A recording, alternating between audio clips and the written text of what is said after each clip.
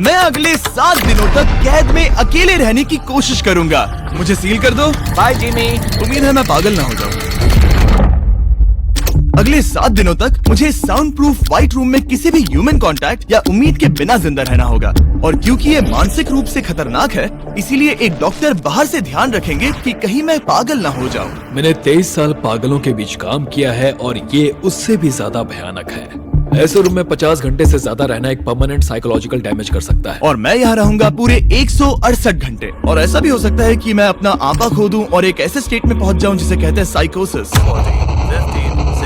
फिर उन्हें मुझे बाहर निकालना होगा क्योंकि उससे मुझे परमानेंट डैमेज हो सकता है। उसे 7 दिन जमीन के अंदर दफनाया था। क्या ये उससे ज्यादा मुश्किल है? बहुत मुश्किल, क्योंकि सोशल कांटेक्ट नहीं है। जब हमारे दिमाग में जानकारी नहीं आती तब क्रेजीनेस पैदा होती है, हैलुसिनेशंस होते हैं और पैरानोया भी होता है। और पूरे हफ्ते बचे रहने के लिए मेरे पास है मेरे सोने के लिए एक बेड, एक नोटबुक और पेन, एक रिफिलेबल वाटर बॉटल, एक टूथब्रश और टूथपेस्ट और एक सोप, टॉयलेट जाने के लिए बाथरूम और पानी के लिए एक सिंक। इस पॉइंट पर मैं समझ गया था कि इस चैलेंज में खुद को एंटरटेन करना बहुत ही मुश्किल होगा, खासकर 90वें घंटे पर जब मैंने ये किया। आप सोच रहे होंगे कि इन दीवारों पर कितनी टाइल्स हैं?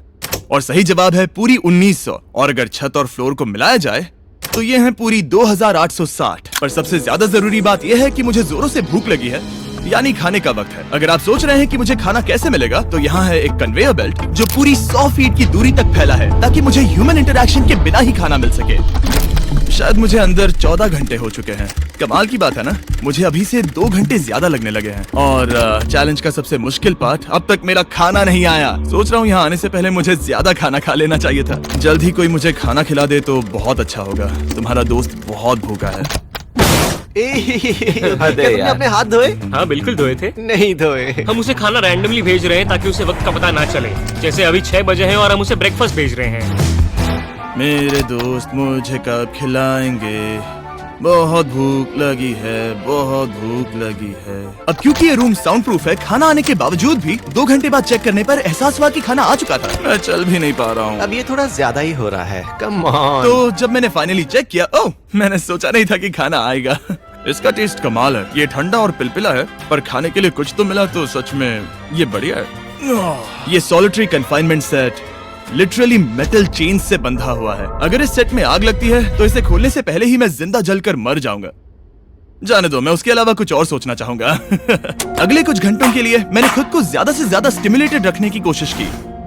ओह, वो तो कमाल का था। उसके पास कुछ नहीं है, वक्त बिताए तो कैसे बिताए? अगर बेसिक स्टिमुलेशन में ही उसका ये हाल है तो मुझे नहीं लगता कि वो 7 दिन तक टिक पाएगा। दिलचस्प है कि जब आप किसी से सब कुछ ले लेते हो, तब एक आम सी मेटल प्लेट भी एक आईफोन जितनी मजेदार लगती है।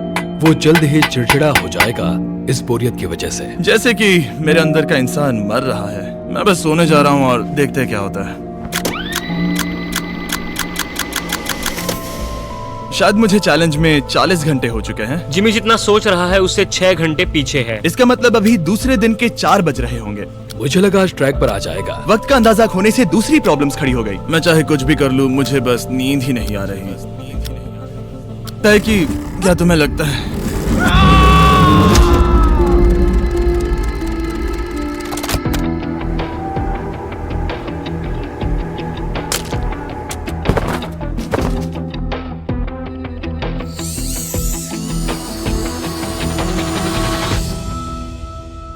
और पूरे चैलेंज के दौरान सोने की मेरी स्ट्रैटेजी ने मेरा टाइम तो पास कर दिया, लेकिन आखिर में कुछ दिक्कतें भी हुई।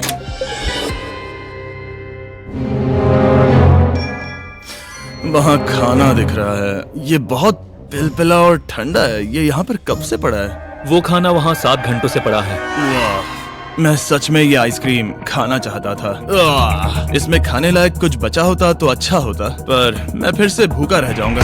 नॉर्मली क्योंकि हम एक साथ कई वीडियोस पर काम करते हैं, तब मैं आमतौर पर बहुत स्ट्रेस्ड होता हूँ। पर अभी की बात करूँ तो मैं उतना स्ट्रेस फील नहीं कर रहा हूँ, पर मुझे बहुत एंजाइटी हो रही है क्योंकि अभी दुनिया में हो रही कई सारी कूल चीजों को मैं बहुत मिस कर रहा हूँ। ये अजीब है। ये एक अलग ही इमोशन है जिसकी मुझे आदत नहीं है। ये बहुत ही अजीब है कि कुछ ना कर पाना कितना मुश्किल है।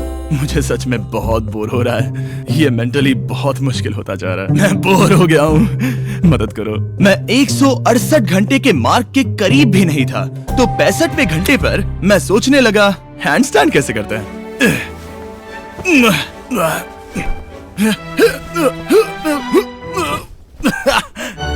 काश यहाँ आने से पहले मैं किसी से बेसिक्स सीख लेता कि हैंडस्टैंड कैसे करते हैं।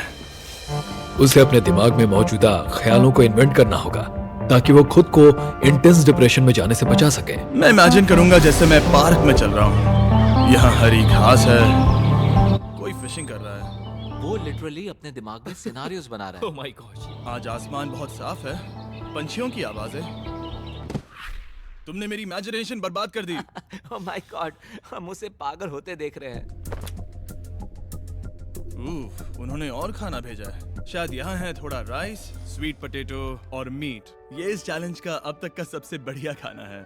अगर आप यहाँ देखेंगे तो थोड़ा राइस दिखेगा, और अगर कोई आम इंसान होता तो शायद तुरंत इसे खा लेता, पर मैं इसे गिनने वाला हूँ। 13, 14, 15, 16, 17, 18, 97, 98, 99, 100, 101, 265, 266, 267, 307, 308, 309, 310, 421, 422, 423, 424, 445, 446, 447। इस मेटल ट्रे में पूरे 447 राइस ग्रेन्स हैं। इस जानकारी ने आपको गंभीर रूप से बदल दिया होगा।